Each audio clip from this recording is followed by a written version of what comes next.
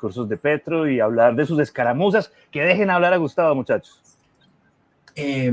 Bueno, les estaba compartiendo también ahí la noticia de que, conectando con lo que dice Pascual, sobre este espíritu ecuménico de Petro y de su papel en la historia, ¿no? Que, como ustedes saben, esta semana decidió, como protestan al genocidio, supuesto genocidio, dejarle de vender carbón a Israel, ¿no? Y eso desató también una serie de tweets de sus, digamos, áulicos, ¿cierto? Defendiendo esa postura. Él habló también, antes de ayer creo, en el Chocó, no, perdón, en San Basilio de Palenque. No sé si Basilio. Sí. Y bueno, como lo anunció Silvio, una de las cosas que me produce un placer culposo es analizar los discursos de Petro. Déjenme compartirles entonces, si me dan un momento. Sí, hay una cosa para cerrar lo de Vendrell un poco, y es que lo que yo veo, primero, es muy tierno y muy amable de parte de ustedes y de él, quizás, decir que es un discurso utópico el de Chávez y Petro, y no decir lo que es un discurso asquerosamente narcisista. Pero segundo, eso ya pasó la utopía, eso ya pasó el idealismo revolucionario, eso ya es una cosa enferma y narcisista y delirante. Cruzando la utopía.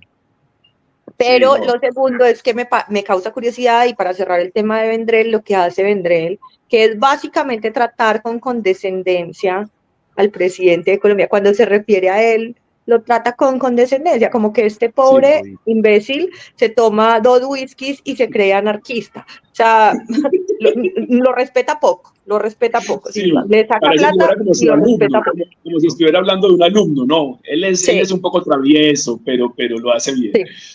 Como que él habla bobadas, como casi que cuando Bonilla le decía al ministro de Salud, dejémoslo a él que divague.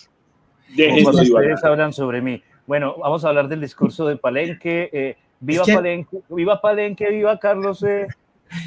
Lo que van diciendo me va, digamos, dando ideas. Es que, digamos, con Donald Trump, por ejemplo, ¿no? Se dice que es un narcisista, que para ganarse a Donald Trump basta con elogiarlo, ¿no?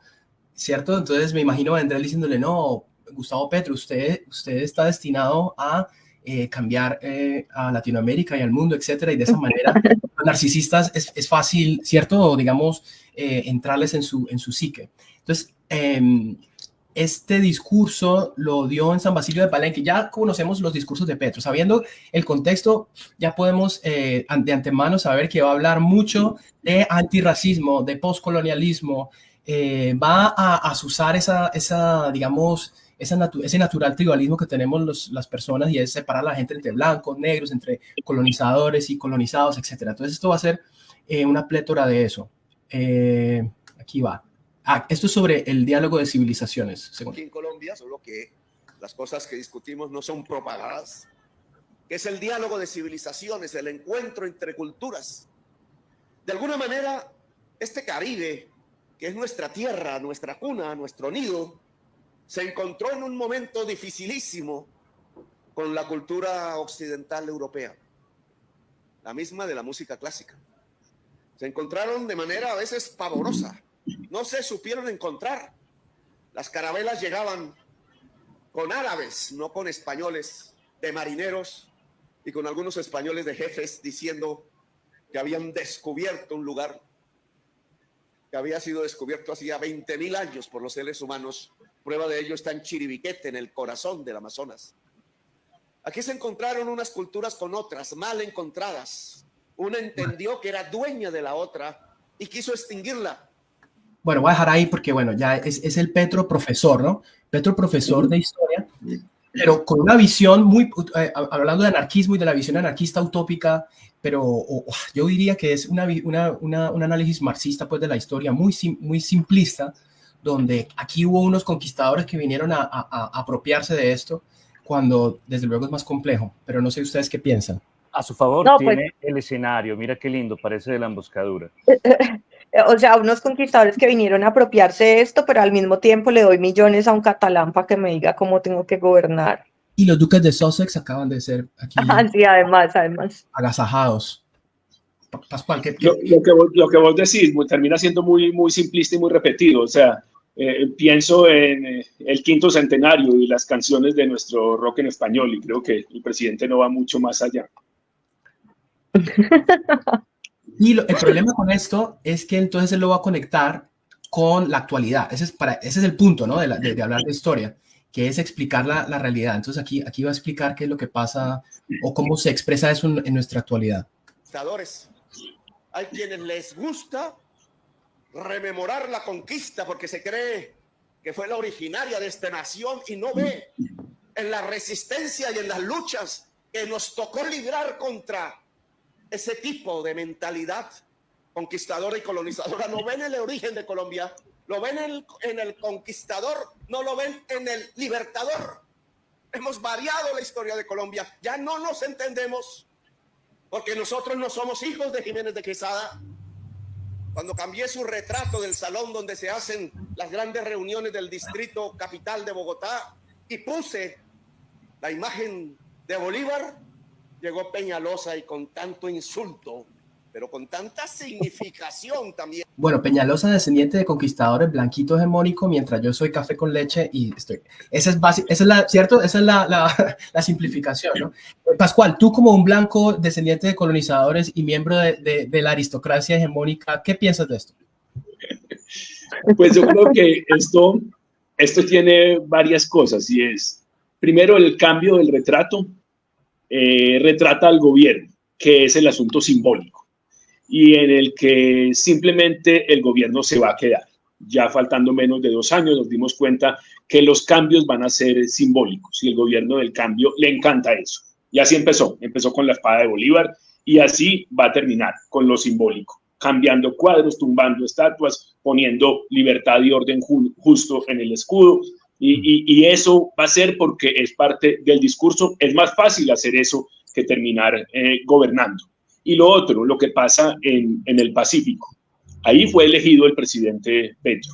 Hubo muchos de esos municipios donde la fórmula Petro-Francia sacó incluso cerca del 90% de los votos. Ahí estaba la gran esperanza de que el gobierno pudiera hacer algo. Pero lo que define a este gobierno, y uno viendo al presidente lo percibe, es la frustración. El presidente se da cuenta que no tiene el orden, la disciplina, el equipo de trabajo, las posibilidades de hacer cambios reales allá. Y por eso tiene que encargarse del discurso. Entonces hay 2 cosas, el discurso y lo simbólico, y la frustración de no ser capaz de llevar un cambio allá. Y se ve en consejos afro que fueron a Bogotá en la semana anterior y no fueron recibidos por el presidente, y algunas voces ahí al interior que comienzan a decir esto va a terminar en una absoluta desilusión. Simplemente discurso, cambios simbólicos y muchas dificultades para llevar cambios mínimos allá, mínimos, porque eso no es fácil y no es solamente es decirlo y se da de manera automática. Él siempre, o sea, yo creo que esto es producto también de la filosofía del resentimiento victimista que viene, en mi opinión, del marxismo cultural, y es que si no salen bien las cosas es culpa de los otros, es culpa del gobierno anterior. Él denunció un robo de la OCAD, 9 billones, dijo en este mismo discurso, lo anunció, ustedes lo escucharon. Siempre va a echarle la culpa a otras. Si las cosas no se dieron en este gobierno, él va a decir que fue por culpa de el innombrable. Y aquí les voy a mostrar el último clip de esto y ya los dejo en paz con estos discursos de Petro, y ustedes me dicen qué piensan de esto. Y del África, en donde pueden salir las energías limpias, con que se puede salvar a la humanidad, ayudándole, bien decía usted, compañero, ayudándole a los poderosos de Estados Unidos y de la Europa a limpiar su propia economía con energía limpia y no sucia, porque esa energía sucia puede acabar con toda la humanidad y la vida sobre la tierra. Energía limpia tiene que haber aquí, gobernador. No hay ninguna razón para que no haya.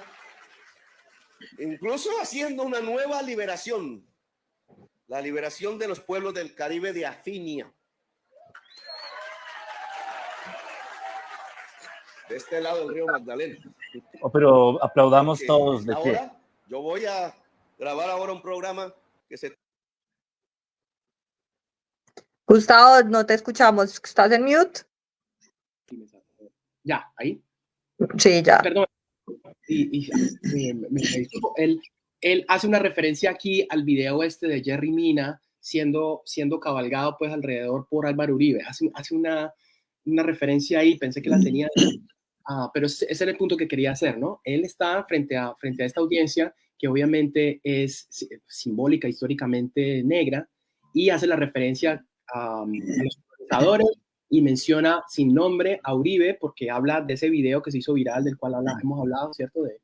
Donde Uribe cabalga alrededor de Jerry Mina y le agarra la cabeza y él menciona eso. Quería mostrarles eso nada más, pero en fin, eso es todo. Pero es que todo este discurso fue así, o sea, todo este discurso fue una serie de lugares comunes que él siempre usa y a mí me da la impresión que está tratando de conectar con las que todavía cree son sus bases porque se siente muy afectado en su reputación, o sea, él sabe que se está quedando sin capital político, entonces lo único que le queda es ir a hacer esos discursos.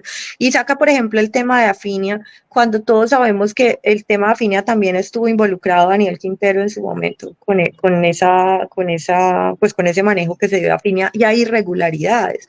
Que eso precisamente nos lleva a esa otra noticia que estaba ahí, que es este nuevo gerente de ISA o la persona que va para ISA. Mágica, yo me pregunto, perdón por la expresión, ¿cuánto le dio Daniel Quintero a este man que le sigue contratando gente, a pesar de el daño reputacional que implica estar vinculado con Daniel Quintero porque su imagen está muy deteriorada? ¿Cuánto hay empeñado ahí?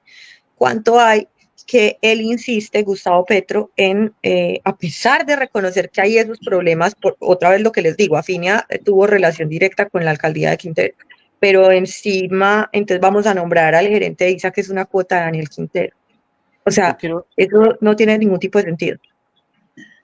Hay algo de ese discurso cuando menciona las energías limpias, pues que es uno de los temas de Petro en cada uno de los discursos. Y es otra vez la imposibilidad de este gobierno de hacer palpable su discurso, de tener por lo menos algún desarrollo en lo real, en lo práctico.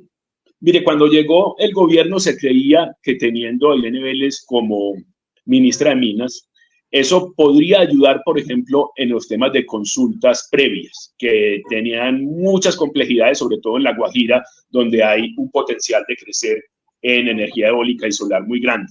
Y la gente dijo, hay una activista ambiental, esta vieja va a ser capaz de destrabar eso, de ir y hablar con las comunidades, un asunto que ha sido difícil no solamente para este gobierno, sino para muchos, pero teniendo una mujer que había trabajado en eso, pues creímos que podía pasar algo.